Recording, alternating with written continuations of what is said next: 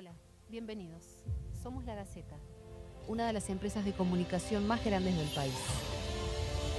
Tenemos una trayectoria como líderes en periodismo, porque en un mundo que muta a velocidades altas, estamos entrenados para adelantarnos, para adaptarnos y transformarnos. Contando lo que sucede en esta sociedad de la que somos parte, con la que estamos comprometidos. Son nuestras historias, nuestros objetivos, nuestros valores, nuestros orígenes. Entender quiénes queremos ser, tener el valor de trabajar para eso, con la finalidad de proporcionar información verificada para que podamos decidir en libertad. Una empresa modelo, despierta y en movimiento, consolidada en una matriz tecnológica y digital diseñada para acompañar a nuestra audiencia.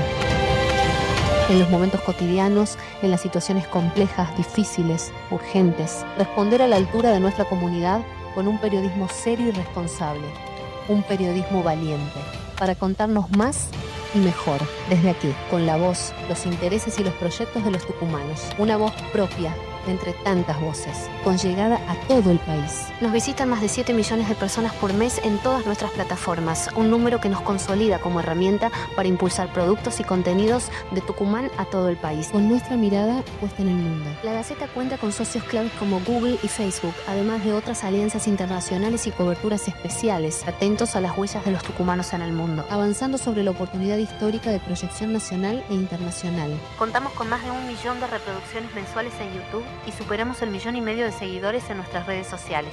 Fuimos premiados y reconocidos a nivel nacional e internacional. Hemos sostenido estos compromisos siendo competitivos e innovadores, con la pulsión emprendedora que caracteriza a los tucumanos, fortaleciendo nuestra audiencia local, incidiendo en audiencias nacionales y expandiendo nuestras audiencias jóvenes. La clave está en sostener nuestros valores: excelencia, integridad, respeto y curiosidad, para reflejar las voces de Tucumán y del NOA, la voz en la que creemos y a la que queremos ver crecer. Somos nosotros, nuestros sueños, nuestras aspiraciones. Por un Tucumán mejor, La Gaceta está con vos.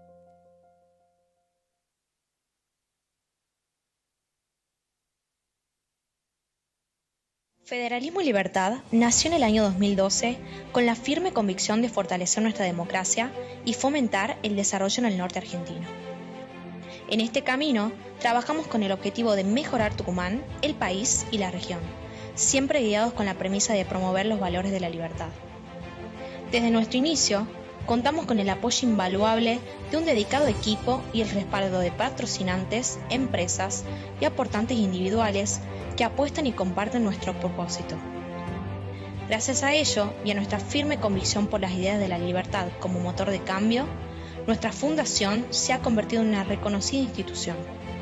Nuestros centros y programas son diseñados con la intención de crear espacios de reflexión, trabajo conjunto y diálogo plural, donde se gestan ideas para transformar realidades, incentivando la creación de riqueza, la generación de empleo y más y mejores oportunidades. Buscamos contribuir a la construcción de una sociedad donde la democracia no solo sea un sistema político, sino un compromiso constante con la participación ciudadana. Una sociedad donde el respeto a los derechos individuales sea la norma. Una sociedad donde la libertad de prensa sea un valor fundamental. Somos el primer centro de estudios de políticas públicas de Tucumán en ser reconocido internacionalmente. Desde el año 2015, nuestra fundación ha sido reconocida como uno de los think tank más destacados de la región, según el Global Go to Think Tank Index, elaborado por el Lauder Institute de la Universidad de Pensilvania. Federalismo y Libertad integra distintas redes, tanto en el ámbito nacional como internacional. Es miembro de la Red Liberal de América Latina. Es partner oficial de la Fundación Friedrich Naumann para la Libertad. En años recientes ha expandido sus programas por distintas regiones de América Latina, dando lugar al nacimiento de Federalismo y Libertad Internacional. Además, desde nuestra área de formación, junto a la Foundation for Economic Education, capacitamos a más de 7.000 estudiantes en cerca de 100 establecimientos educativos de distintas provincias del país. Y solo en el último año, aumentamos en un 50% nuestra presencia en medios de comunicación, tanto en el ámbito nacional como en el provincial. A esta agenda política se suma una potente agenda cultural, con publicaciones, tertulias literarias y producciones audiovisuales como el documental sobre Marco Avellaneda. ¡La libertad o la tumba! ¡Tucumán, sepulcro norteado! Qué bien les quedó el nombre de la fundación, Federalismo y Libertad, o sea, se está llevando a todo el país. Miren la visión de futuro que tuvieron. El programa Diálogo Federal consolidó a Federalismo y Libertad como uno de los pocos think tanks con presencia permanente en 6 provincias argentinas y la ciudad de Buenos Aires. Mi nombre es Alexis, vengo del departamento de Humahuaca. Mi nombre es Guillermo Barja, soy de Posadas Misiones, tengo 18 años. Soy del departamento de Iruya. Mi nombre es Olivia, soy de Cafayate. Soy María Fernanda, soy de San José Misiones. Queremos agradecerle a la fundación que nos ha invitado a Federalismo y Libertad, a su presidente José Godoy, a esta fundación que nació aquí en Tucumán hace 12 años y se ha proyectado en la mayoría de las provincias del país, llevando sus propuestas, sus objetivos, sus metas, y que como tucumanos nos sentimos orgullosos de tener una institución de estas características en nuestra provincia. Gracias a la Fundación y felicitaciones por la persistencia en defender valores que muchas veces son difíciles de defender en determinados contextos políticos, culturales, etc. La verdad que es un tremendo honor, y más en una fundación que están defendiendo principios fundamentales para nuestra república. Pensando en los jóvenes, yo diría que es de las fundaciones más relevantes que tiene la Argentina. Lo que ellos hicieron merece el reconocimiento y la gratitud de ustedes, porque está sembrando la semilla de la libertad en la Argentina. Mi primer aparición televisiva es del año 2014. Es acá en Tucumán, es acá en este lugar, inventado por esta fundación, y de fondo, increíble, que era color violeta y decía punto de partida. Es decir, sin una fundación, Federalismo y Libertad, invitando a Milei a hablar hace tantos años, no habría Milei presidente hoy. Gracias, Fundación Federalismo y Libertad.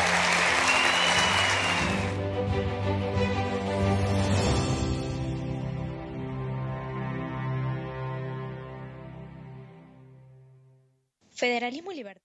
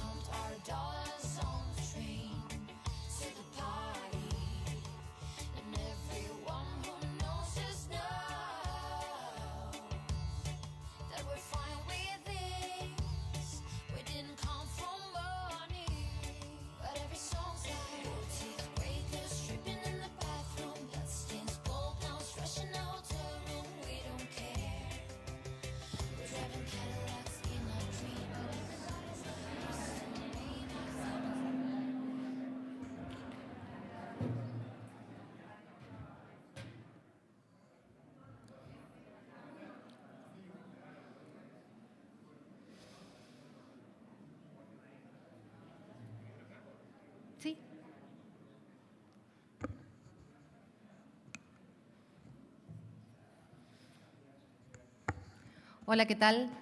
¿Cómo están? Bienvenidos. Muy buenas tardes. Los que están llegando y pueden ir acomodándose en sus lugares, les agradecemos.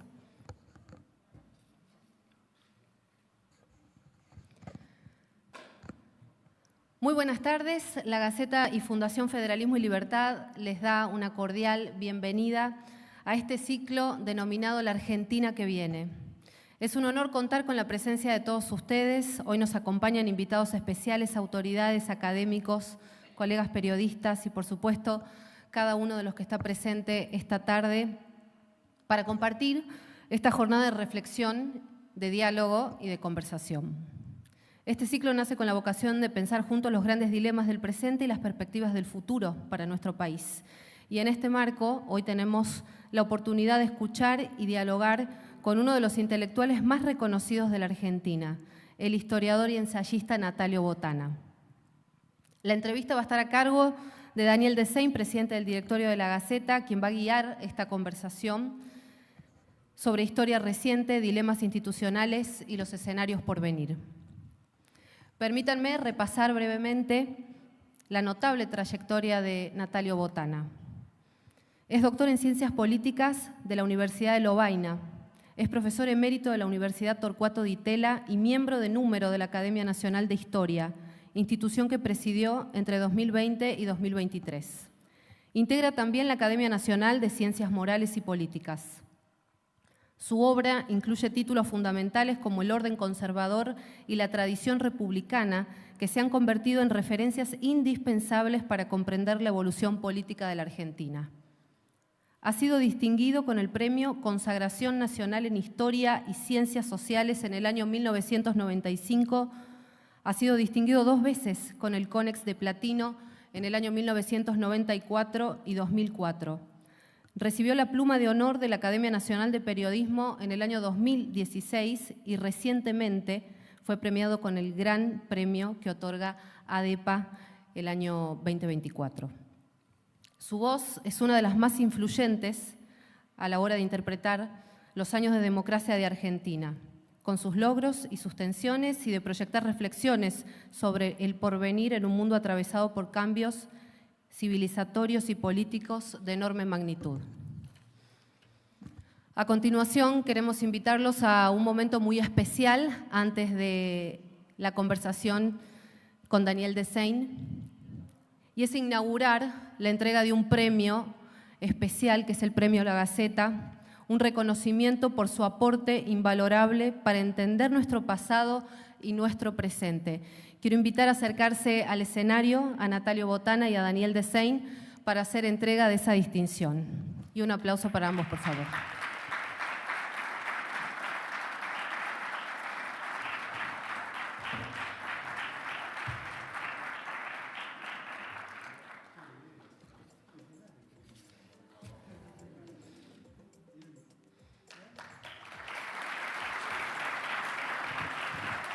Bueno, y después de este momento, ahora sí los invitamos a que tomen asiento para dar comienzo al diálogo central de esta jornada esta noche. Bueno, es un placer estar con todos ustedes para compartir este verdadero privilegio que es escuchar a una de las mentes más lúcidas de la Argentina, nuestro mayor historiador, nuestro mayor politólogo. Y no puede ser más propicio, Natalio, porque estamos en un momento de vértigo, de niveles de incertidumbre, aún para un país volátil como la Argentina, extraordinarios.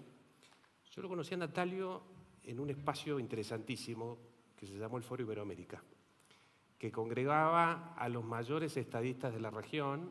Estaban allí Felipe González, Fernando Enrique Cardoso, Ricardo Lagos, Julio María Sanguinetti, empresarios de la envergadura de Carlos Slim, en ese momento el hombre más rico del mundo, escritores como Carlos Fuentes o Gabriel García Márquez. Yo era allí un testigo comprometido, es una definición que usa Natalio para pararse frente a la realidad política, pero Natalio era una voz protagónica junto a estos nombres, que hacía lo que hace siempre, lo que hace en cada una de las columnas, lo leemos en Clarín cada domingo, lo que hace en cada charla como esta, lo que hace en las entrevistas, en sus libros, que es primero enfocar la micro, usualmente, lo que pasó en esa semana, la coyuntura, después ir hacia la macro, dar perspectiva histórica a esos acontecimientos, compararlos con acontecimientos que ocurren en otros lugares del mundo, pasar de los hechos a las ideas, con pensadores contemporáneos, con pensadores de otros tiempos, cruzar disciplinas, cruzar miradas, es decir, renunciar a la tentación de la simplificación y asumir la complejidad de las cosas para un país como la Argentina, que es tan complejo.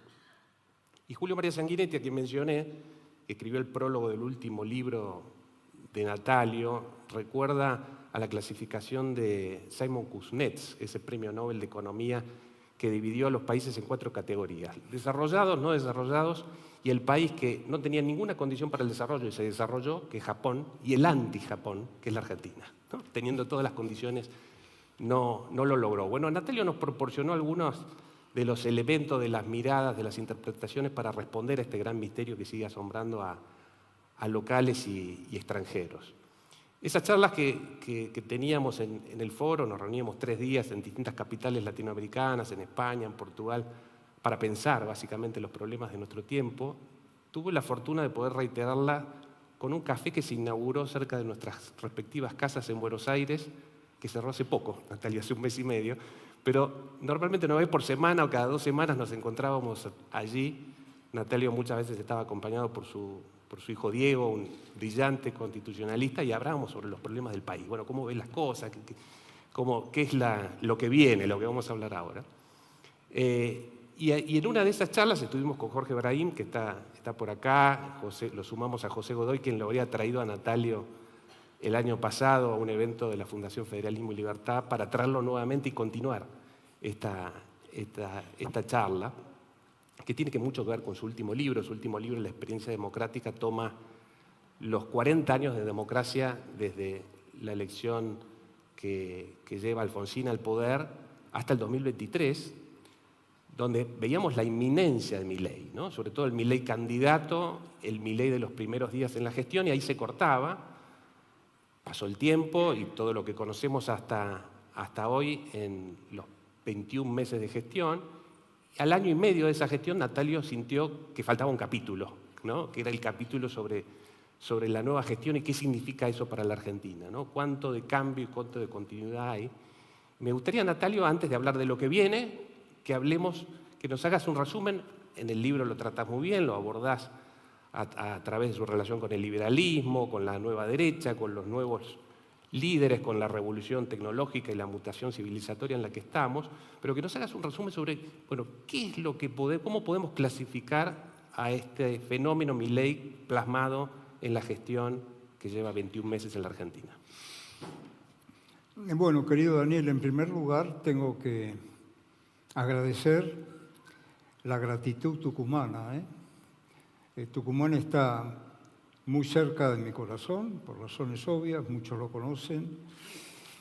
Mi mujer viene de sus antepasados tucumanos, los Cosio, los Alurralde, en un tiempo en que Tucumán tuvo una formidable clase dirigente. Y en segundo lugar, el placer inmenso que tengo de estar recibido por la Fundación Libertad y Federalismo y por la Gaceta. La Gaceta es un amigo entrañable que viene, o que está al lado mío desde hace muchísimos años. Vengo de una familia de periodistas, mi nombre me delata, pero si hay algo que me emocionó toda la vida es que la Gaceta, y sé que lo conserva, tiene uno de los suplementos literarios más notables del país. Felizmente lo conserva. Y es un ejemplo porque en un momento, ya vamos a volver a este tema, en un momento en que el diario tal cual se formó Daniel, pero sobre todo por edad tal cual me formé yo, que es el diario de papel, que uno lo extiende en el momento en que toma su desayuno o antes de irse a la cama, eso está como diluyéndose en una mutación civilizatoria, como la llamo, cuyas consecuencias son impredecibles, pero que, como toda mutación histórica, arrastra sedimentos del pasado. ¿En qué consiste esta mutación civilizatoria? Bueno, consiste en una transformación que se viene preparando, digamos, desde hace unos 30, 40 años, tal vez más, que es la irrupción de 3 grandes fenómenos. En primer lugar, el fenómeno digital, en segundo lugar, el fenómeno robótico, y en tercer lugar, y aquí sí que vienen interrogantes gigantescos, Daniel, la inteligencia artificial. Esta es una mutación científico-tecnológica, no es la primera en la historia de la humanidad y prácticamente en la historia de Occidente. Esta mutación científico-tecnológica es, asimismo, heredera de 3 revoluciones industriales. La primera gran revolución industrial, con la cual fue cuando le fue mejor a la Argentina en su desempeño histórico, digo la Argentina de las primeras presidencias del año 1862 hasta la crisis del año 1930. Bueno, es la civilización del ferrocarril. Recuerdo cuando Posse, por ejemplo, lo recibe, don Pepe Pozo, ¿no? Lo recibe a Sarmiento, eran grandes amigos, y el acontecimiento es que llega Sarmiento emocionado también en ferrocarril. Y después a la noche se va a emocionar todavía más Sarmiento cuando ve a los ingenios trabajando y ve el efecto de la electricidad. Pero eso es otra historia. El ferrocarril y sobre todo la exportación a través de los bancos de vapor y por fin el frigorífico. La segunda revolución industrial es la revolución industrial que ya viene cabalgando después de la Primera Guerra Mundial, ¿no? El motor a combustión, el dínamo, el desarrollo de los diarios de masa, el desarrollo de los grandes diarios de masa en Estados Unidos, acá mismo en la Argentina, la prensa o crítica vendían algo así como 300, 400.000 ejemplares diarios. Al cabo de la Segunda Guerra Mundial, el gran fenómeno comunicacional de la radio, la televisión y, por supuesto, la revolución en los transportes. A esas 3 etapas, es uno de mis caballitos de batalla como interpretación del presente, corresponde, si hay democracias, a un tipo de representación política. La primera revolución industrial tiene un momento de epopeya en la Argentina, que comienza con las 3 presidencias fundadoras, una de ellas un tucumano, como corresponde, ¿no? Me refiero a Mitre, a Sarmiento y a Nicolás Avellaneda. Y culmina con el establecimiento de lo que yo llamo el orden conservador, otros lo llaman generación del 80, no interesa tanto las denominaciones, pero sí interesa la fabulosa labor que realiza el Partido Autonomista Nacional comunicando y transformando al país. Es una transformación colosal que asombra al mundo. Entre otras ventajas, como me decía un colega historiador colombiano, es que la Argentina no tiene cadenas de montañas que interrumpiera este desarrollo fabuloso del ferrocarril. En general, esa república de notables estaba en todo el mundo. Estaba en Europa, estaba también en Estados Unidos, excepto los estados de Nueva Inglaterra. En otros términos, la democracia era una república restrictiva, en términos de representación del pueblo. El segundo gran salto se produce en torno al centenario de la Argentina, ya por 1910, cuando Sáenz Peña impulsa la gran reforma electoral. Y el sistema de representación política que corresponde a ese momento es el advenimiento de la democracia de masas, todavía no de la mujer, pero sí de la universalización del sufragio masculino. La mujer entrará más o menos en la década del 40 y sobre todo un fenómeno extraordinario que es la creación del partido de masas. Aquí Tucumán tuvo que ver porque cuando Irigoyen se larga sin ningún tipo de apoyo estatal a formar un partido político, bueno, una de las bases fuertes también es Tucumán porque ya se había formado una clase media y una inmigración que estaba cosechando ya algunos frutos. Ese gran momento de la revolución industrial que acabo de describir y el advenimiento de estos partidos de masa alcanza su culminación luego de la Segunda Guerra Mundial, con dos expresiones, ¿no? La expresión occidental, que es el pluralismo de partidos, como lo entendemos en una democracia, o si no, la expresión del totalitarismo de tipo soviético, de tipo chino, que todavía persiste en China, del partido único. Pero eran partidos políticos, Es más, se nacía radical o se nacía conservador.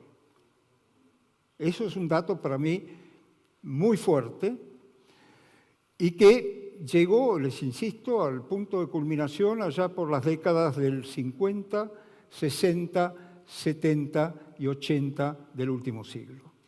Se llegó a tanto que, por ejemplo, uno de los politólogos más notables de aquella época, Norberto Bobbio, a quien pude conocer aquí en Buenos Aires, habló lisa y llanamente de un estado de partidos políticos.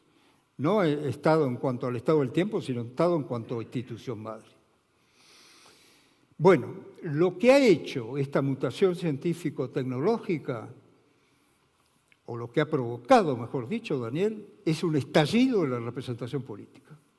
Un verdadero estallido de la representación política que está afectando a la Argentina, por cierto. ¿Quién hubiera imaginado en el año 22 que un año después Milei iba a obtener la presidencia y además con un apoyo del 53% de los votos? ¿Quién hubiera imaginado eso? Yo personalmente no lo imaginé. Recuerdo que un periodista de Buenos Aires me interroga y me dice, ¿cómo ve el fenómeno de Milei? Y contesté con algo de suficiencia, pido disculpas. Bueno, digo, Milei es un fenómeno muy parecido a la UCD, el partido que fundó Álvaro Sagaray, estará ahí con una representación del 15, 18% de los votos y no mucho más. Me da culpa, un error garrafal. Hay dos tipos de acción aquí. Uno es la entrada del outsider, que está perturbando muy seriamente a los partidos políticos europeos, muy seriamente. Hay un gran partido europeo, que es el Partido Conservador, el Partido Popular, gran partido, gran protagonista además de la transición española, que ya está cicateado por un partido de extrema derecha que está conquistando muchos votos como Vox. Otro formidable partido europeo, como es la Democracia Cristiana Europea, fundada al término de la Segunda Guerra Mundial por Konrad Adenauer, el mismo fenómeno. Partido, además, con ciertas inclinaciones nazis, esos que dicen, bueno, al final de cuentas el holocausto del pueblo de Israel no fue para tanto, etcétera, etcétera. El outsider. ¿De dónde viene el outsider? Bueno, el outsider viene de que hay un fenómeno de autorrepresentación. Y no lo tengo a mano porque no lo uso, y esa autorrepresentación es el teléfono celular. El teléfono celular que va a terminar siendo el dueño de la situación, porque cada vez tiene incorporados más mecanismos. De tal suerte que en política, las mujeres y los hombres, la ciudadanía, se siente realmente actuando sin ningún tipo de mediación. Antes la mediación la daba el partido político, ahora la mediación la da fundamentalmente el ciudadano o la ciudadana individual, munida de sus instrumentos de autorrepresentación, como lo llaman. Ahí te hago un alto, Natalio. Así bueno que me interrumpas. En tu último libro, en el recorrido de los 40 años de democracia, 83-2023, vemos por un lado que la Argentina mantenía problemas viejos como la inflación, que la mayoría de los países hermanos en la región habían logrado resolver, pero tenía virtudes viejas como la preservación de los partidos políticos. Sí. Veíamos fragmentada la representación en casi toda América Latina, ¿no? Sí. La destrucción del centro político, y una Argentina que en las primeras 18 años, entre el 83 y la crisis del 2001, había sido una Argentina bipartidista, y que de la crisis del 2001 había surgido una Argentina bicoalicionista liderada por dos de los partidos históricos, o con participación de los dos partidos históricos. ¿Sí? Bueno, eso parece llegar a un fin en el 2023, en principio se debilita mucho el radicalismo se fragmenta, el PRO se debilita mucho, se empieza a hablar sobre la posible muerte del PRO, el kirchnerismo se debilita extraordinariamente hasta la elección del 6 de septiembre, que hay que ver qué significa eso, ¿no es cierto? Y hablabas del outsider, pero ya en los 90 veíamos en un Berlusconi o un Palito Ortega en Tucumán, ¿no? Un Scioli en la política nacional, Macri mismo, pero era gente que llegaba con éxito en otras disciplinas, ¿sí? En el deporte, en el mundo de la música o en el empresariado. Milei es un hombre que no ha tenido éxito en su desarrollo profesional. No es Cavallo, no es Ricardo Arriazu, no es un economista graduado en el MIT, no es nada de eso. Y eso, bueno, ¿cómo te explicás ese fenómeno para que entremos ahora en la coyuntura actual, ¿no? ¿Es algo que llega para quedarse? ¿Cuánto de lo anterior crees que se puede preservar? Tengo mis dudas de que llegue para quedarse, porque la característica de esta mutación científico-tecnológica son los cambios rápidos. Son cambios rápidos y cambios muy vertiginosos. Ahora, atención con lo que les digo, porque puedo equivocarme por segunda vez, como me equivoqué cuando dije que Milei tenía un apoyo electoral como la UCD. Pero hay una relación aquí muy cierta, y aquí tengo una explicación en relación con Argentina, enfocando mi análisis en el estado actual de la política de los Estados Unidos. Y cuesta trabajo imaginar que un gran partido, como el Partido Republicano de los Estados Unidos, el partido de Eisenhower, el partido de Ronald Reagan, haya caído en manos de Trump. De un hombre que puede tener éxito, y ya volveré un poco a la política internacional, en estas negociaciones de paz que está haciendo con Gaza y demás, pero que está produciendo en los Estados Unidos un fenómeno que jamás hubiéramos imaginado. Estados Unidos, el reino de la libertad, y ahora un presidente que ataca a la universidad, un presidente que ataca al periodismo. ¿Qué es esto que pasa? ¿Qué es esto que pasa? Entonces acá se produce, Daniel, un fenómeno muy interesante, que es, por un lado, entra el outsider, pero Milei, por ejemplo, pero por otro lado está el cazador de partidos políticos, ¿no? Que ha producido una transformación en el Partido Republicano absolutamente inesperada. Grandes historiadores y politólogos, amigos o colegas muy queridos, se están mudando a Estados Unidos para enseñar, por ejemplo, en Canadá, o buscar o el Reino Unido, Inglaterra, que como siempre está ofreciendo desde el siglo XVIII el ejemplo de su bipartidismo. Esto es muy importante, Daniel, porque lo que tenemos en este momento es, y se repite en los textos periodísticos, en lo que se ha escrito, en lo que sale en Clarín, en La Nación, es un momento de incertidumbre muy, muy grande, donde es muy difícil entrever hacia dónde va el mundo. Por ejemplo, uno suponía que Francia es una de las repúblicas democráticas más consolidadas del mundo. Bueno, en este momento Francia está como acogotada entre un populismo de extrema izquierda y un populismo de extrema derecha. Y lo que queda en el medio es un partido socialdemócrata totalmente desprestigiado y el viejo partido de Gaulle, que ahora se llama Partido Republicano. Es decir, que estamos avanzando a una velocidad asombrosa, porque esta velocidad de la incertidumbre es paralela a la velocidad del cambio tecnológico. Fíjense ustedes,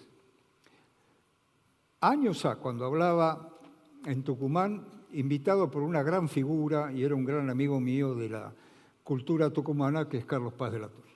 Carlos Paz organizaba conferencias de la Gaceta también. Claro. Yo vine en la Gaceta en la década del 90, vine a principios de este siglo. No se me hubiera ocurrido hablar de inteligencia artificial. Hubiera visto la inteligencia artificial a través de una fabulosa película de Stanley Kubrick que se llamaba 2001, Odisea del espacio, en la cual al final la computadora vence al aviador o quien manejaba la nave interestelar. Bueno, y ahora todos estamos hablando de inteligencia artificial. Claro, yo decía hace 2 o 3 años, bueno, la inteligencia artificial probablemente queda acantonada en algún lugar de los que manejan. No. Va a terminar manejando urbe et orbe. Y no sabemos ahí las consecuencias que pueda tener. Ahora, si me permitís un segundo párrafo, Daniel, yo te diría que hay sí un problema que me tiene gravemente obsesionado. Miren, cada vez que ha habido una revolución tecnológica en el mundo, la guerra entre naciones y entre individuos ha sido cada vez más mortífera. Entonces vean ustedes lo que pasa. Por un lado, la mutación científico-tecnológica es puro progreso. Esto va para arriba y no sabemos hasta dónde. Pero por otro lado, el retardo, el retroceso, Daniel, que se produce en el campo político es estremecedor. Porque el señor Putin o los terroristas asesinos de Gaza o la reacción de Israel están reaccionando en términos geopolíticos como se hacía en el siglo XIX y en el siglo XX, con un aditamento estremecedor. Cuando uno veía en el cine la Guerra de las Galaxias, veía una suerte de drones, ¿verdad?, que estaban enfrentándose en no sé qué galaxia. Bueno, abran el diario, abran la Gaceta de hoy, o Clarín, o La Nación, y ¿qué van a ver? Que está bombardeando Kiev con drones. Entonces acá sí que hay un drama tremendo, tremendo, porque a medida que avanzaba la humanidad en las revoluciones científico-tecnológicas, la humanidad retrocedía. Y entonces vean ustedes lo que han sido las pruebas pavorosas de la Segunda Guerra Mundial. Una guerra que empieza con los tanques que invaden Francia y termina con 2 bombas nucleares, una tirada sobre Hiroshima y otra sobre Nagasaki. Entonces, seamos muy prudentes aquí, porque es muy curioso el ser humano, ¿no? Mujeres y hombres. Tiene una extraordinaria capacidad para acumular la transformación científico-tecnológica. Y tiene una extraordinaria incapacidad para hacer que el desarrollo político corra parejo con el desarrollo científico-tecnológico. Brutal el problema.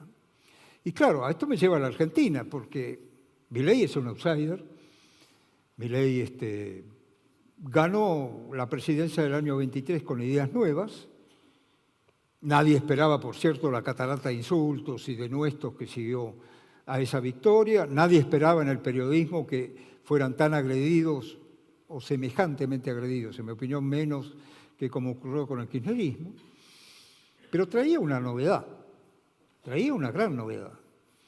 La gran novedad era una novedad que yo aprendí en el año 1963-64, estudiando el plan de estabilización desde Lovaina, ¿no? Yo me formé en una universidad belga, la gran transformación que De Gaulle estaba generando en Francia, ¿no? De Gaulle había heredado una cuarta república francesa a escala menor, pero muy inflacionaria, muy fragmentada, etcétera, etcétera. Bueno, De Gaulle impone su poder gracias al orden fiscal. Yo el orden fiscal no lo descubrí leyendo a los austríacos, sino leyendo a los franceses de aquella época. Después leí a los obviamente. Y bueno, el orden fiscal, bueno, un gran éxito.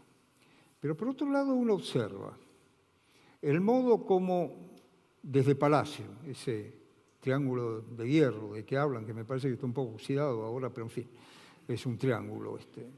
Él, la hermana y un asesor comunicacional sobre todo, ¿no? Bueno, ¿qué hacen? Bueno, están repitiendo una muy antigua historia argentina, donde Tucumán tuvo que ver, allá en la década del 80 del siglo XIX, que es la creación de un partido político desde el gobierno. Fue la genialidad de Roca. Roca manejando las provincias con la asistencia de un líder porteño excepcional como fue Pellegrini, ¿no? Como fue don Carlos Pellegrini.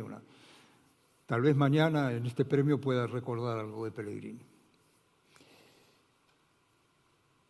El Partido Autonomista Nacional que transformó a la Argentina era un partido creado desde el Estado.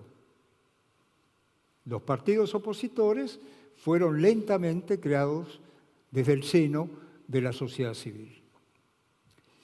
Saltamos. Viene el golpe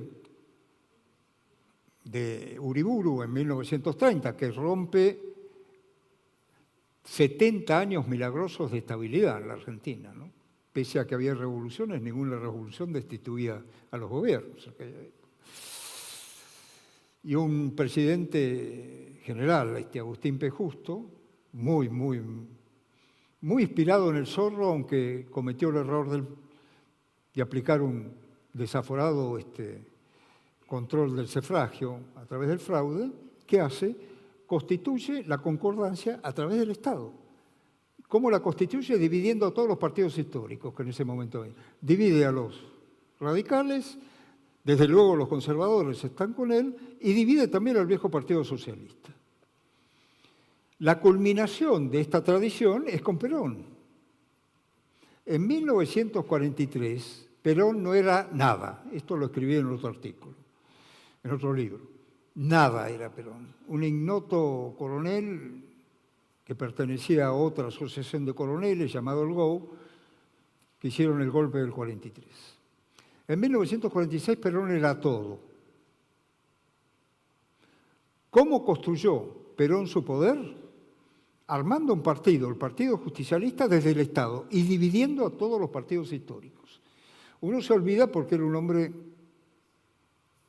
muy poco relevante. El vicepresidente de Perón fue un gran líder radical de Marcelo T. de Alvear, de la provincia de Corrientes. Señor Quijano, que fue vicepresidente hasta su muerte, y viene la elección en 1954, fue mi primer bautismo cívico pegando carteles, del almirante Tecer. Hay que ver lo que fue el almirante Tecer después.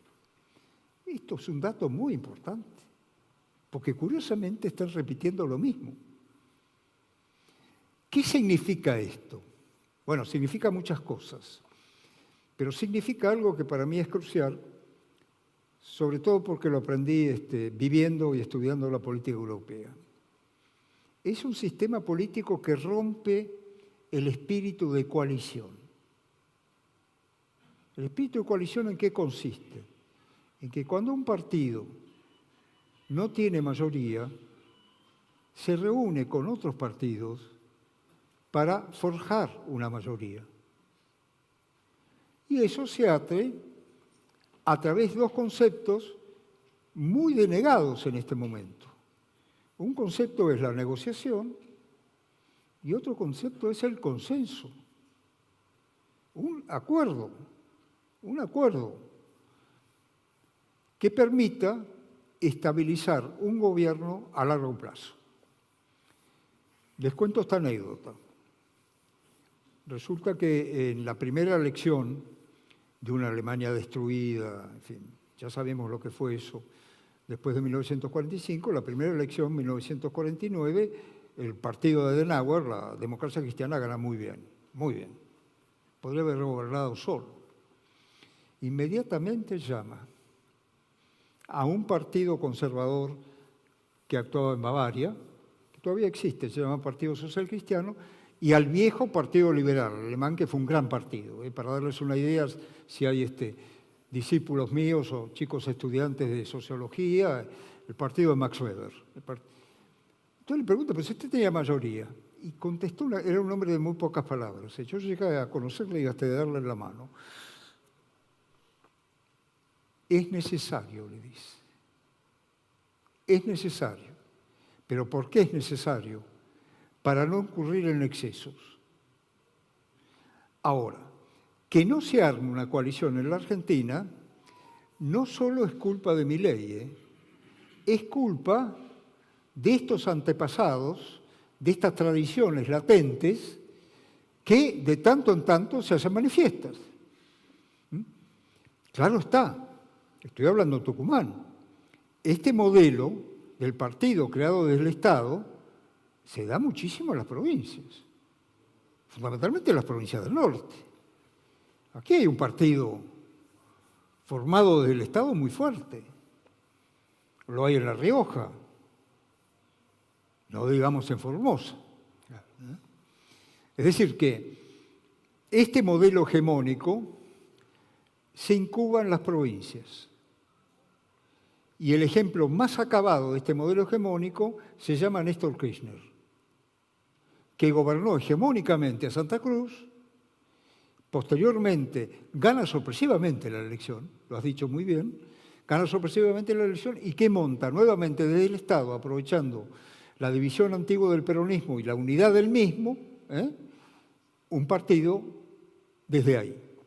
Entonces, claro, acá hay una contradicción muy importante, que por un lado el presidente Milei dice estamos contra el partido del Estado y por otro lado el presidente Milei está creando un partido del Estado, porque es así. Y ahora te dejo la palabra si tomo un recorrido de los últimos meses y empezaría, me parece que hay un punto de inflexión que es el 18 de mayo, donde por favor. El 18 de mayo de este año se impone la línea carinista dentro del Triángulo de Hierro contra lo que aconsejaba Santiago Caputo y deciden ir a pelear con el PRO en la capital, en su bastión. Y sorpresivamente ganan. Sí, ganan. ¿No? Para ellos un triunfo era salir segundo, que el peronismo saliera primero y desplazar al PRO. Eso los envalentona. Después hay un hecho muy importante, el 9 de julio acá, donde falla el vuelo presidencial por la niebla en Buenos Aires, pero de los 18 gobernadores que habían venido en 2024, había 5 el 9 de julio, da un discurso durísimo contra los 24 mandatarios de los distritos. Empieza la guerra que se va a continuar el día siguiente, el 10 de julio, con la embestida en el Congreso y que va a terminar con la elección del 6 de septiembre y la crisis extraordinaria donde el gobierno con la lengua afuera termina pidiendo el salvataje de Estados Unidos, que funcionó la semana pasada y ahora no sabemos, ¿no? Bueno, ¿dónde estamos, Natalia? Estamos en eso, pero acá, Daniel, también hay que considerar enormes fallas políticas, que las has descrito muy bien, eso sí, pero también hay que considerar las fallas económicas del plan. Claro. Yo no soy economista, pero tuve la suerte de formar una licencia política en una carrera que daba mucha formación económica, ¿no? A ver si me explico. En las ciencias sociales, léase economía, léase sociología, léase ciencia política, no hay monocausalidad. ¿Qué entendemos por monocausalidad? Una sola causa que produce multitud de efectos. No. En las ciencias sociales lo que hay es pluricausalidad, muchas causas, que aquel hombre de Estado que logra enhebrarlas, esto es de Julio María Sanguinetti, lograr enhebrarlas, Julio María Sanguinetti siempre dice, el hombre de Estado, el hombre político son hombres de síntesis, le va a ir muy bien. Bueno, es lo que no se hizo, porque el plan económico está exclusivamente anclado en el orden fiscal, pero ¿dónde está la política cambiaria? ¿Dónde está la política de exportación? Y sobre todo, ¿dónde está la política fiscal no relacionada necesariamente con el déficit de las cuentas del Estado? Me hago cargo de que ahora estaría en marcha, después de las elecciones de octubre, estaría en marcha, bueno, un proyecto que la Argentina necesita como, no sé, como quien habita un desierto y está llamando por agua, ¿no? Una reforma fiscal. No es posible seguir viviendo como estamos viviendo en la Argentina, con una maraña de impuestos que además no logran financiar a un Estado que sigue siendo un Estado muy desarticulado. Entonces, esta falla creó, Daniel, me da la impresión, un campo propicio para que estallara la situación en la provincia de Buenos Aires con la victoria de Kicillof. Y eso produjo un desmadre tremendo, porque acá no me voy a ocupar de tendencias históricas, como lo he hecho hasta ahora, sino que me voy a ocupar de la memoria histórica. Ahora, la memoria histórica los argentinos no se la sacan, ¿eh? No se la sacan porque son décadas y décadas de asimilar crisis insoportables que han degenerado una Argentina tan peculiar, ¿no? Una Argentina que parece innovadora en determinados sectores altos, plagada de pobres y de indigentes. Entonces, claro, esto es lo que provoca que tarde o temprano, cuando ven alguna luz, no roja, sino amarilla, se van. Y buscan la protección del dólar. Hoy salió la última cifra, son 260.000 millones, una cosa que es prácticamente la mitad, tengo entendido, del PBI nacional depositado en cuentas del exterior, en colchones, etcétera, etcétera. Es decir, otra anécdota, una vez había un gran economista, uno de los economistas que más admiro, que fue ministro de Economía, Roberto Alemann. Era un hombre además espléndido. Y entonces, charlando con Alemann, le digo, bueno, Roberto, pero no hay ahorro. Y Alemann me dijo, estás totalmente equivocado, los argentinos ahorran como horneros, ahorran mucho. Lo que pasa es que el ahorro está en el exterior. El ahorro está en el exterior. Entonces, esta sincronía que ha habido ha sido muy fuerte,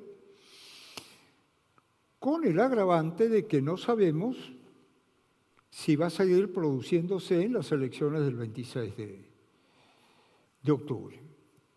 Mi impresión es que en realidad en las provincias del norte y muchas provincias del sur va a terminar imponiéndose lo que Roca, cuando hablaba de las provincias, llamaba la situación. Hay una situación, buena o mala, no digo que la situación sea buena por definición, que produce el sufragio por esto que les acabo de contar, ¿no? En las provincias se producen muchos partidos desde el gobierno. Eso puede ocurrir, pero fundamentalmente lo que tiene que ocurrir, y lo vengo escribiendo encarecidamente desde el año 22, 23, es que la Argentina tiene que recuperar algún espíritu asociativo en el plano político. No es posible que hayan sido insultados partidos que le dieron todo el apoyo al gobierno de Milei para salir de esta subalternidad del tránsito, como decía un viejo revolucionario francés, que lo obligó a tener bastantes éxitos parlamentarios en su primer año de gobierno. ¿Cómo no? ¿Por qué? Porque hay una inclinación hegemónica muy fuerte. Y esta anécdota concierne a Tucumán en estos días y en este lugar no, en el Sheraton, creo que fue, hace un año. Vine a hablar, invitado por esta querida fundación.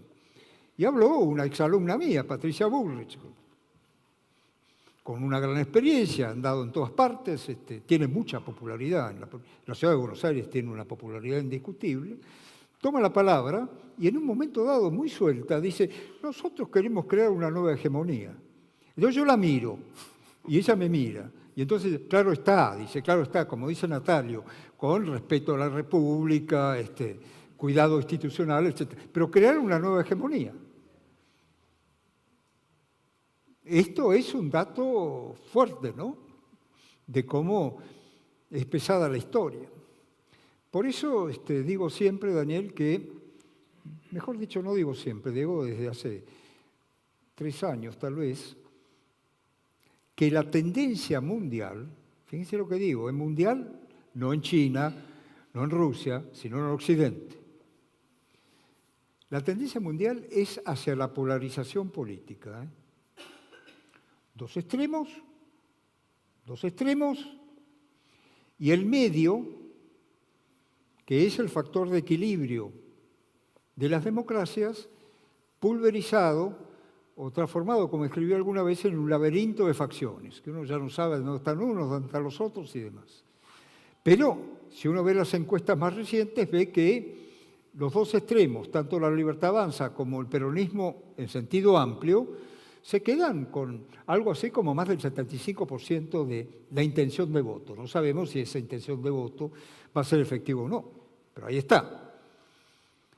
Entonces, uno dice, bueno, es necesario un partido de centro. ¿Cómo constituir el centro? Bueno, es curioso, ¿no? Esto parece el 80, porque parece ser que los intentos de reconstruir el centro hoy vienen mucho más de la periferia de las provincias que del centro de Buenos Aires. Estos gobernadores que se reúnen, no solo del norte, sino también del sur, también del litoral. ¿Algo podrá hacerse? No lo sé. Ahora, claro, Daniel, no solo es necesario armar un partido de centro. En una reunión del Círculo de Montevideo, fundado por Sanguinetti, al cual pertenece Felipe González, yo sostuve que era necesario que las democracias reconstruyan el centro. Y Felipe me dice, mira, no es necesario. Lo que es importante es que los partidos tengan un comportamiento de centralidad. Que aunque haya dos partidos extremos, como ocurrió históricamente en Inglaterra desde el siglo XVIII, esos partidos extremos tengan un área de consenso posible. ¿Y cómo Estados Unidos dominó al mundo después de la Segunda Guerra Mundial? Bueno, lo dominó por su poder económico, su poder tecnológico, etc. Pero lo dominó porque tanto el Partido Republicano como el Partido Demócrata convergían, tenían centralidad hacia un centro, hacia un núcleo de políticas pactada y sólida. La gran política de la NATO para Europa, la gran política de la NATO y la gran política del containment, después de haber derrotado al nazismo y al fascismo, del comunismo. Bueno, eso se perdió. Porque a mí lo que me desgarra muchas veces mi inteligencia es que Estados Unidos, estoy hablando de Estados Unidos, no estoy hablando de Argentina, está yendo hacia los extremos.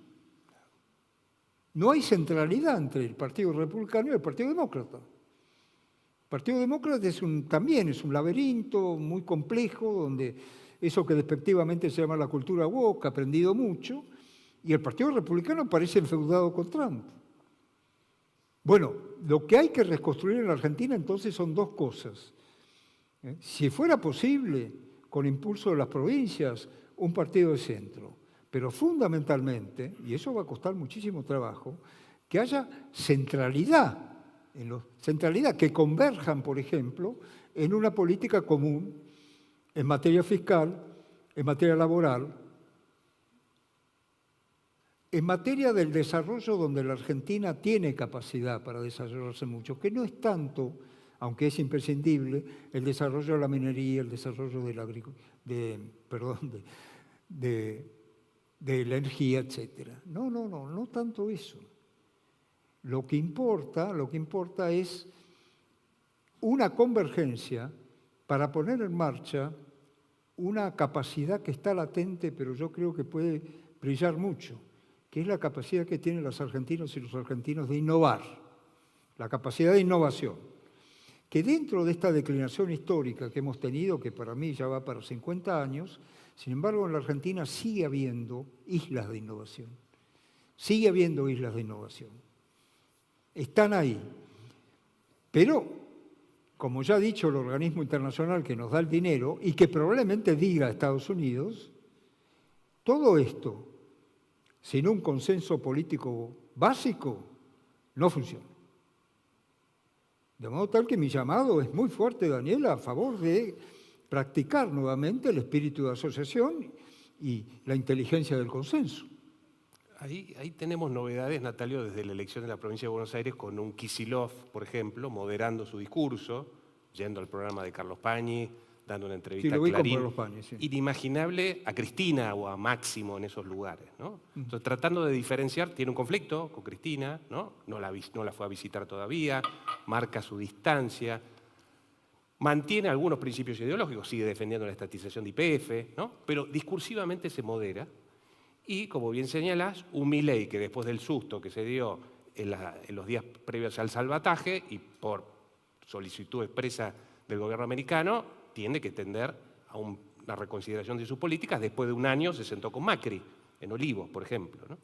Y luego lo que marcaba de los gobernadores, estuvimos juntos en el encuentro por los 80 años de Clarín y vimos allí a 15 gobernadores sacándose una foto intencionalmente, ¿sí? Donde estaba el gobernador de Tucumán, por ejemplo, donde hay gobernadores peronistas que van con alianzas con el kirchnerismo, pero que no podemos identificar como parte del kirchnerismo. Son otra cosa, y eso va a ser muy difícil de medir el día 26 de octubre cuando hagamos las cuentas, ¿no? ¿Cuántos votos le adjudicamos al kirchnerismo? ¿Cuánto a la Libertad Avanza? ¿Cuánto representa esta nueva construcción, por ahora con 6 gobernadores firmes, pero con conversaciones con esos otros 9, ¿no? Bueno, ¿cómo ves esa posibilidad? Porque el primer indicador es que la polarización ha generado una gran turbulencia y grandes sustos que aconsejan a todas las partes moderarse, ¿no? ¿Crees que eso puede prosperar? Es una excelente pregunta. Yo veo 3 escenarios así posibles. Uno de ellos es que las encuestas engañan, ¿eh? Porque una elección intermedia, de medio término, como se dice, es la elección donde más se pueden lucir las provincias. Ya sea porque tienen partidos de gobierno, como acá, por ejemplo, o porque han desarrollado un sistema político más o menos competitivo. Esto me parece que es importante, porque lo que va a surgir, creo yo, el domingo 26 o 27, es una dispersión. Claro, después pueden uno decir, bueno, sumo todos los votos peronistas y esto le da una mayoría, sumando todos los votos de la Libertad Avanza, que pensando en el opuesto también le da mayoría. Eso puede ser, pero el problema fundamental aquí es saber si esta convergencia de gobernadores tiene el estoicismo necesario para mantener la unidad, aun si les vaya mal. Porque ese es el gran ejemplo de los partidos políticos que se fueron formando en la historia argentina. No ganaron de entrada. ¿En qué medida eso puede realizarse? Es un punto de partida interesante, pero que lo sigo a fondo. Dejo de lado la provincia de Buenos Aires. Si querés preguntarme sobre la provincia de Buenos Aires, te cuento lo que yo pienso desde hace muchos años. El otro gran tema, apasionante, es la transformación del peronismo. Este es un concepto italiano, ¿eh? Antes del fascismo, mejor dicho, antes de la Primera Guerra Europea, antes del 14-18, había en Italia partidos muy de época, porque no estaba muy desarrollado el sufragio universal y demás, pero que tenían la calidad de transformarse de acuerdo con las circunstancias. De acuerdo con las circunstancias. El partido que ha tenido más capacidad transformista en la Argentina en estos últimos años es el peronismo.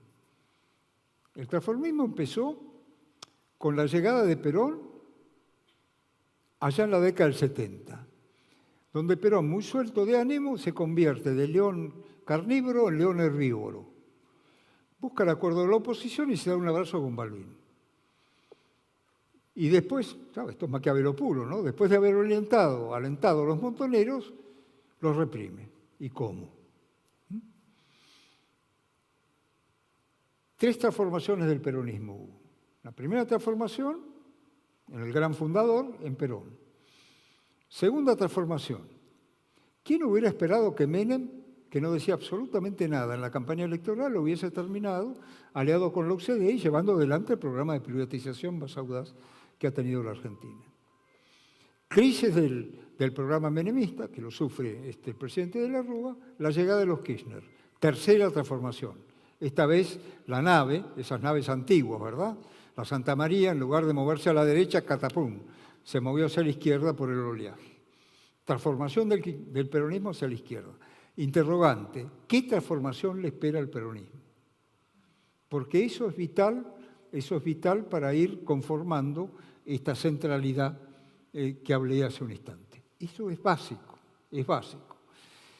Yo creo personalmente que hay más posibilidades de transformación del peronismo viniendo de provincias, aunque en muchos casos sean esquemas oligárquicos, ¿no? Digo en relación con la política nacional, que en el centro del país, que es la provincia de Buenos Aires más la ciudad de Buenos Aires, aunque el peronismo de la ciudad de Buenos Aires también se comporta civilizadamente, pero todavía tiene mucho ingrediente camporista, ¿no? Tiene mucho. Y hélas, como dicen los franceses, la provincia de Buenos Aires, miren, lo he dicho en mis recorridas de las provincias durante muchos años, siempre caí bien en las provincias. La provincia de Buenos Aires, con la conformación que tiene, es inviable. Es una provincia que no está gobernada por bonaerenses. ¿De dónde viene Kicillof? De la ciudad de Buenos Aires. ¿De dónde viene María Eugenia Vidal? De la ciudad de Buenos Aires. Armendáriz puso a Alfonsín, sí, un hombre de Buenos Aires, igual, evidentemente, era un hombre del conurbano. Pero el problema más grave que tenemos en el federalismo argentino es este desequilibrio demográfico atroz. Atroz. Los censos se hacen cada 10 años. Fíjense ustedes, el promedio en que aumenta la población total y el promedio en que aumenta la población del conurbano. El conurbano se va para arriba, la población total mantiene un estancamiento bastante interesante, porque Argentina todavía es un país con dinamismo demográfico. En el año 1958, yo me acuerdo escucharlo a Frondizi, que decía un plan de gobierno para 20 millones de argentinos, y hoy somos cerca de 47 millones. Ahí sí. Pero esta conformación hace de la provincia de Buenos Aires un país totalmente, una provincia totalmente castigada, donde tenemos los porcentajes de miseria, de pobreza y de indigencia más grandes del país. Provincia de Buenos Aires. Yo creo, eso lo escribí en un libro en colaboración, donde escribieron Sanguinetti, Fernando Enrique Cardoso y demás, y ellos estaban de acuerdo. Una cosa es el conurbano, que dicho sea de paso, lo pobló las provincias, por las migraciones internas, y otra cosa es el resto de la provincia de Buenos Aires, que es un resto muy dinámico, es una provincia muy rica, y con muy buena distribución de la población. No hay megalópolis en el resto de la provincia de Buenos Aires, pero sí hay ciudades fuertes, y con buen equipamiento industrial. Y el resto está el conurbano. ¿De dónde está el conurbano? Son 8 millones. 8 millones de habitantes apiñados, hacinados en el conurbano, con una diferencia de clase brutal, ¿no? Porque en el conurbano están los barrios cerrados, están los countries de lujo, y después hay zonas hacia el norte que contrastan terriblemente con las zonas hacia el sur, ¿no? San Isidro por un lado, Matanza por el otro. Yo personalmente vengo insistiendo en esto. Sé que es dificilísimo, pero tengo un argumento histórico a mi favor. La Argentina de Roca pegó el gran salto por muchos motivos, pero el motivo institucional fundamental es que en 1880 se federalizó la ciudad de Buenos Aires, que era la capital de la provincia. Toda la provincia quedó quebrada. Y ahí evidentemente hubo mucho más equilibrio en el sistema federal del que existe ahora. Yo desearía fervientemente que, si la idea es buena, que se realice a través de la concertación y el consenso. Es muy difícil. Pero si no, todo el país va a estar sufriendo este peso de una provincia gigantesca que no tiene nada que ver con los desequilibrios que, por ejemplo, hay en los Estados Unidos. Porque, claro, si uno compara el estado de Nueva York con el estado de Arizona, bueno, las diferencias son grandes, pero acá es mayúscula. Acá es mayúscula. ¿Cuántas provincias entran en el conurbano? Súmenlas. Entonces, claro, acá tenemos sí una coyuntura tremenda que no está planteada por este gobierno para nada. Yo confié que se planteara en tiempos de Menem. No había un elán transformador muy grande, el propio Menem lo tenía, pero tampoco surgió.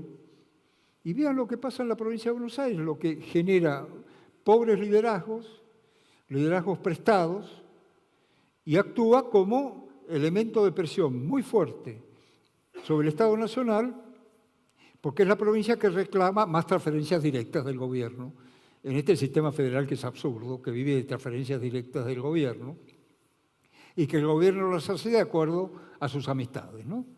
A unos mucho y a otros poco. No, estamos medio pasados de tiempo, tenemos 5 minutos, te voy a pedir un... ¿Cuánto tenemos? 5. Ah. Para un mensaje final sobre el futuro, y ahí tomo las palabras de Sanguinetti de tu libro, que dice que a pesar de todo siempre tenemos las crisis más extraordinarias del mundo, pero una capacidad de recuperación también notable, y nuestro conocido Ricardo Arriazu siempre habla de lo que viene a partir del 2030, ¿no? Es Argentina que con la minería, con Vaca Muerta, más el campo, va a triplicar o cuadruplicar la generación de dólares que hoy tiene, ¿no? ¿Llegamos a eso? Acá hay una diferencia que ya la planteó el viejo Aristóteles, recuerdan ustedes, cuando nació la filosofía en la Grecia antigua, que es la diferencia entre potencia y acto, ¿no? Potencialmente yo puedo tener muchas capacidades, muchas intenciones, ahora que eso lleguen al acto. Lo único que logramos hasta ahora, calibrar la potencia con el acto, ha sido, y acá lo reconozco, gracias a la política de Menem, el desarrollo fantástico que tuvo el sector agropecuario en la década del 90, que nos dio una posibilidad de respirar más con las...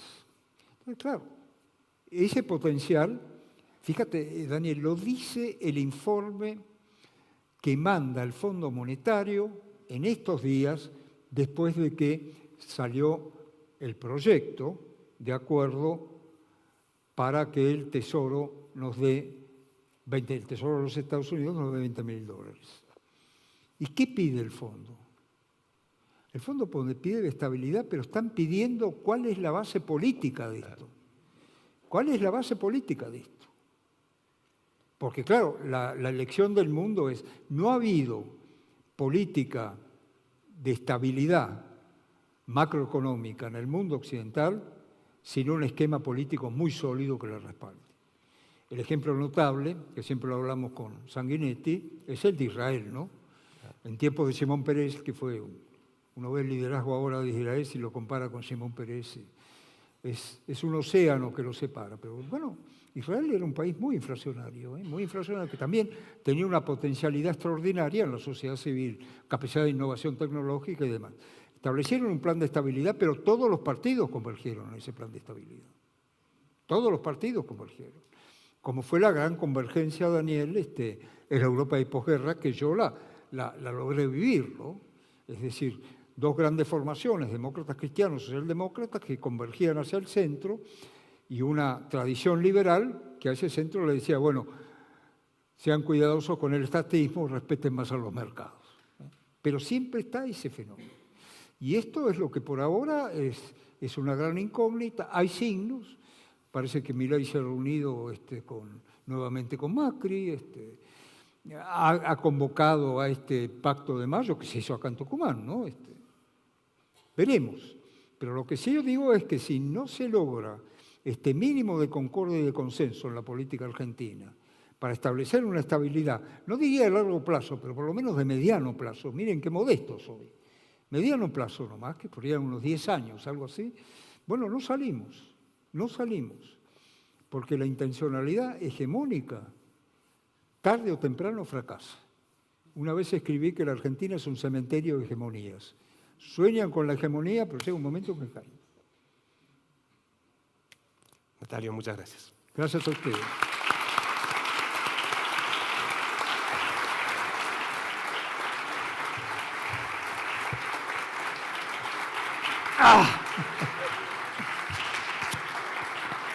Gracias, Rico, gracias.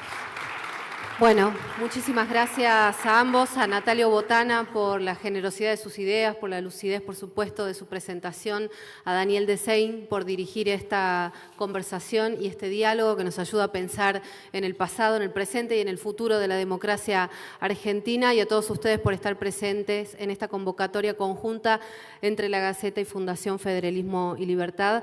Hasta la próxima. Muchísimas gracias.